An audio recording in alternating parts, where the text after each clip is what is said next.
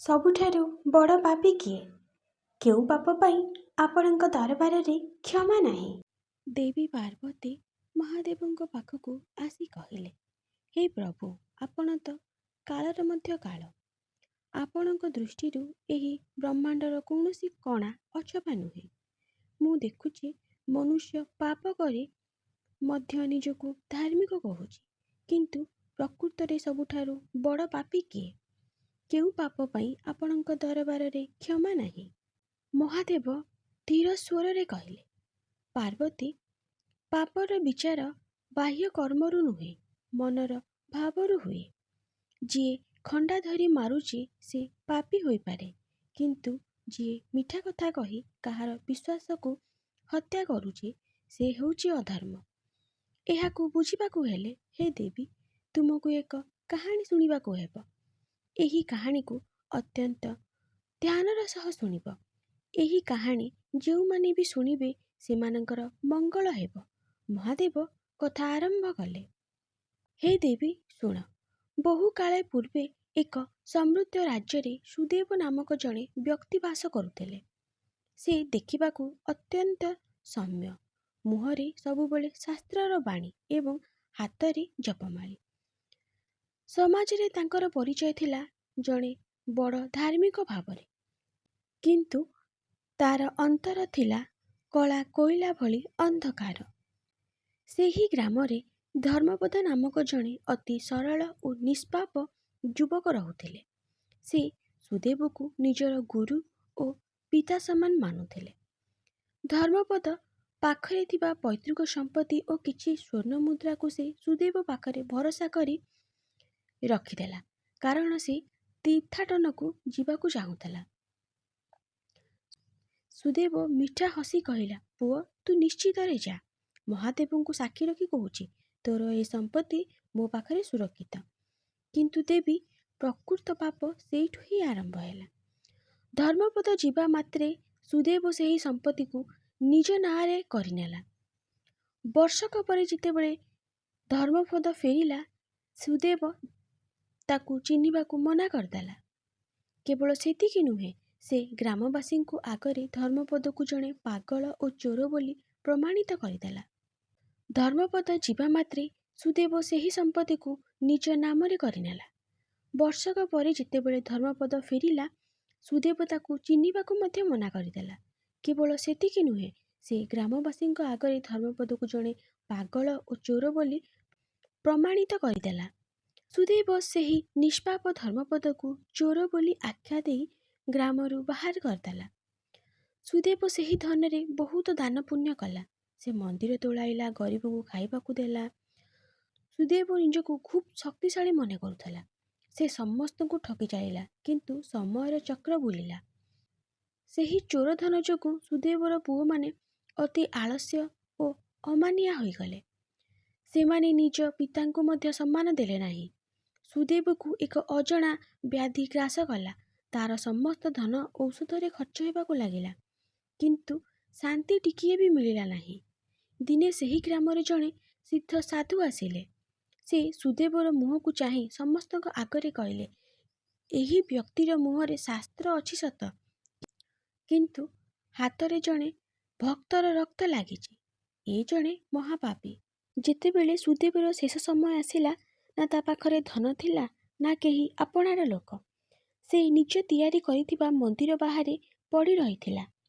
ସେତେବେଳେ ଧର୍ମପଦ ସେହି ବାଟ ଦେଇ ଯାଉଥିଲା। ସୁଦେବକୁ ଏହି ଅବସ୍ଥାରେ ଦେଖି ଧର୍ମପଦ ତାକୁ କ୍ଷମା କରିଦେଲା ଓ ପାଣି ମୁନ୍ଦେ ପିଆଇଲା।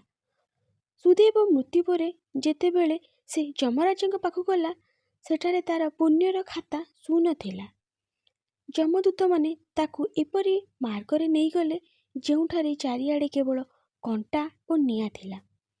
ସେତେବେଳେ ସୁଦେବ ଚିତ୍କାର କରି କହିଲା, ମୁଁ ତ ମନ୍ଦିର କରିଥିଲି, ମୁଁ ତ ଗରିବଙ୍କୁ ଖୁଆଇଥିଲି, ତେବେ ମୋତେ ଏପରି ଦଣ୍ଡ କାହିଁକି? ଯମରାଜା ଉତ୍ତର ଦେଲେ, ସୁଦେବ, ତୁ ଯେଉଁ ଅନ୍ନ ବାଣ୍ଟିଥିଲୁ ତାହା ଧର୍ମପଦ ଲୁହରେ ଭିଜିଥିଲା। ତୁ ଯେଉଁ ମନ୍ଦିର ଗଢ଼ିଥିଲୁ ତାହାର ପ୍ରତିଟି ପଥର ବିଶ୍ୱାସଘାତର ରକ୍ତରେ ଗଢ଼ା ହୋଇଥିଲା। ଅଧର୍ମର ମୂଳଦୁଆ ଉପରେ ଛିଡ଼ା ହୋଇଥିବା ଧର୍ମ କେବେ ବି ଆଶୀର୍ବାଦ ଦିଏ ନାହିଁ। ନର୍କର ପ୍ରଥମ ପର୍ଯ୍ୟାୟରେ ସୁଦେବକୁ ଏକ ଦର୍ପଣ ସାମ୍ନାରେ ଛିଡ଼ା କରାଗଲା। ସେହି ଦର୍ପଣରେ ତାକୁ ନିଜର ପାପ ସବୁ ପୁନର୍ବାର ଦେଖିବାକୁ ପଡ଼ିଲା। ସେ ଦେଖିଲା କିପରି ଧର୍ମପଦ ତାକୁ ବିଶ୍ୱାସ କରି ନିଜର ସଞ୍ଚିତ ପୁଞ୍ଜି ଦେଇଥିଲା, କିପରି ସେ ମିଛ କହି ଜଣେ ସରଳ ମଣିଷକୁ ରାସ୍ତାରେ ଫିଙ୍ଗି ଦେଇଥିଲା। ମହାଦେବ କହିଲେ, ପାର୍ବତୀ, ପାପୀ ପାଇଁ ସବୁଠାରୁ ବଡ଼ ଦଣ୍ଡ ହେଉଛି ନିଜ ଅପରାଧକୁ ବାରମ୍ବାର ଦେଖିବା ଏବଂ ସେହି ସମୟରେ ନିଜର ଅସହାୟତାକୁ ଅନୁଭବ କରିବା। ସୁଦେବ ସେଠାରେ ଚିତ୍କାର କରୁଥିଲା, କିନ୍ତୁ ତାର ସ୍ୱର କେହି ଶୁଣୁନଥିଲେ। ସୁଦେବ ସାରା ଜୀବନ ଧନ ସମ୍ପତ୍ତି ପଛରେ ଦୌଡ଼ୁଥିଲା। ନର୍କରେ ତାକୁ ଅତ୍ୟଧିକ ଶୋଷ ଓ ଭୋକ ଲାଗିଲା। ସେଠାରେ ସୁନା ରୂପା ତ ବହୁତ ଥିଲା, କିନ୍ତୁ ପାଣି ମୁନ୍ଦେ ବି ନଥିଲା। ଯିଏ ଅଧର୍ମରେ ଧନ ଅର୍ଜନ କରେ, ମୃତ୍ୟୁ ପରେ ସେହି ଧନ ହିଁ ତା ପାଇଁ ତପ୍ତ ଲୁହା ସଦୃଶ ହୋଇଯାଏ।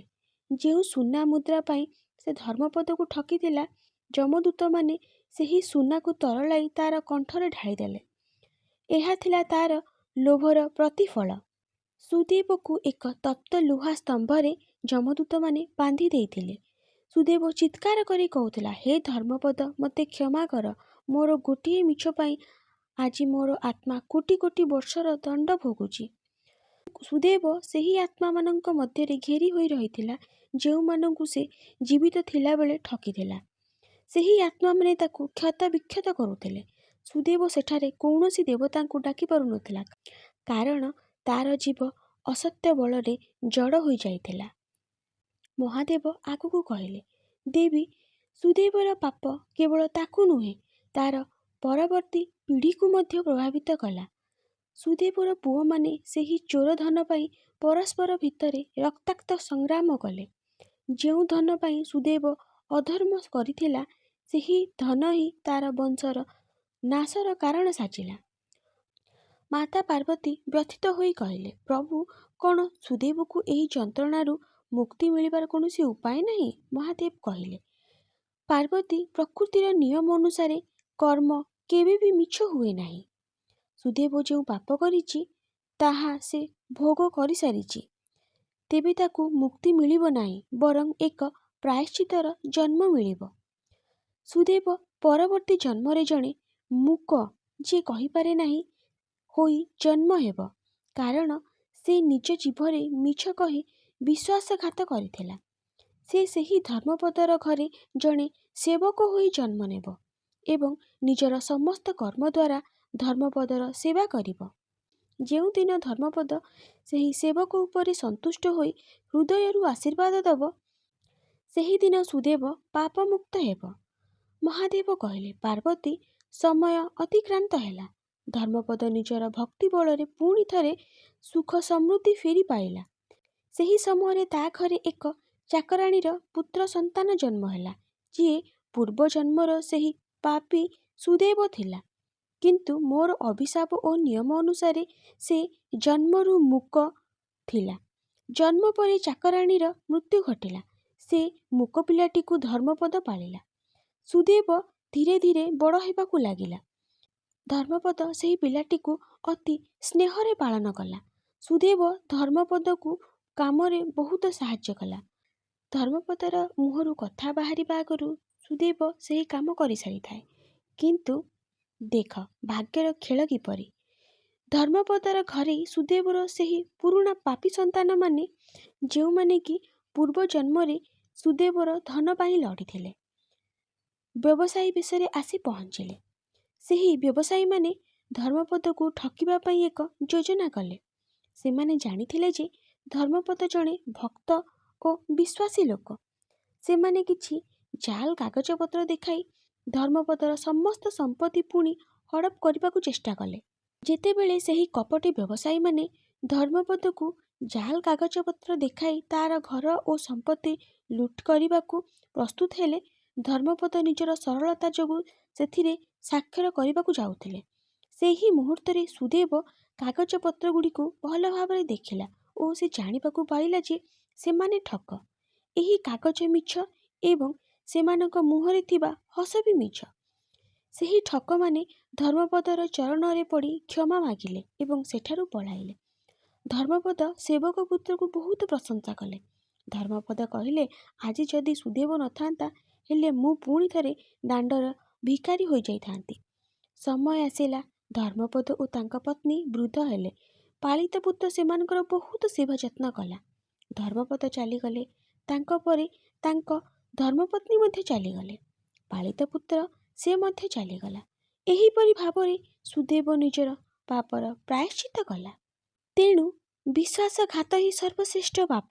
କିନ୍ତୁ ସେହି ପାପରୁ ମୁକ୍ତି ପାଇବା ପାଇଁ ଅନୁତାପ ଓ କ୍ଷମା ହିଁ ଏକମାତ୍ର ମାର୍ଗ। ଦେବୀ, ସବୁଠାରୁ ବଡ଼ ପାପ ହେଉଛି ଅମାନବିକତା। ଯେତେବେଳେ ମଣିଷ ନିଜର ବିବେକ ହରାଇ ଅନ୍ୟର ଅନିଷ୍ଟ କରେ, ସେଇଟି ହିଁ ସବୁଠାରୁ ବଡ଼ ପାପ ହୋଇଥାଏ। ମାତା ପାର୍ବତୀ ମହାଦେବଙ୍କୁ ଚାହିଁ କହିଲେ, ହେ ବିଶ୍ୱନାଥ, ସୁଦେବ ଏବଂ ଧର୍ମପଦର କଥା ତ ସତ୍ୟଯୁଗର ଚରିତ୍ର ପରି ଲାଗୁଛି, କିନ୍ତୁ ଆଗକୁ ଆସୁଥିବା କଳିଯୁଗରେ ତ ମଣିଷ ବହୁତ ଦୁର୍ବଳ ହେବ। ସେଠାରେ ତ ପାପ ଓ ପୁଣ୍ୟର ସୀମାରେଖା ଅତି ଅସ୍ପଷ୍ଟ ହୋଇଯିବ। ସେହି ସମୟରେ ପାପୀର ବିଚାର ଆପଣ କିପରି କରିବେ? ମହାଦେବ କିଛି ସମୟ ମୌନ ରହିବା ପରେ, ପାର୍ବତୀ, କଳିଯୁଗର ପାପ ଅତି ଭୟଙ୍କର ହେବ। କାରଣ ସେଠାରେ ପାପ ଶରୀରରେ ନୁହେଁ, ବରଂ ମଣିଷର ବିଚାରରେ ବାସ କରିବ। ଶୁଣ ଦେବୀ, କଳିଯୁଗରେ ପାପର 3ଟି ନୂଆ ରୂପ ଦେଖାଯିବ, ଯାହା ସୁଦେବର ପାପଠାରୁ ମଧ୍ୟ ଭୟଙ୍କର ହେବ।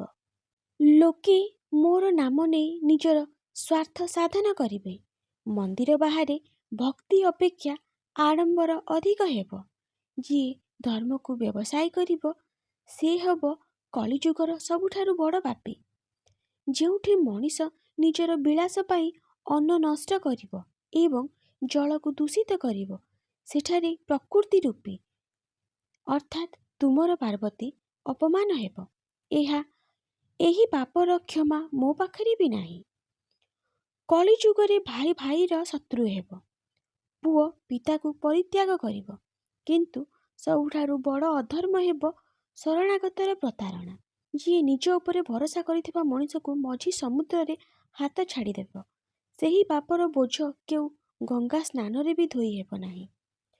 ପାର୍ବତୀ ବ୍ୟାକୁଳ ହୋଇ ପଚାରିଲେ, ପ୍ରଭୁ, ଯଦି ପାପ ଏତେ ବଢ଼ିଯିବ, ତେବେ କ'ଣ ସଂସାର ଧ୍ୱଂସ ହୋଇଯିବ?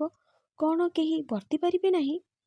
ମହାଦେବ ହସିଲେ ଏବଂ କହିଲେ, ଦେବୀ, ଯେଉଁଠି ପାପ ବଢ଼ିବ, ସେଠାରେ ପୁଣ୍ୟ ପାଇଁ ମାର୍ଗ ମଧ୍ୟ ସରଳ ହୋଇଯିବ।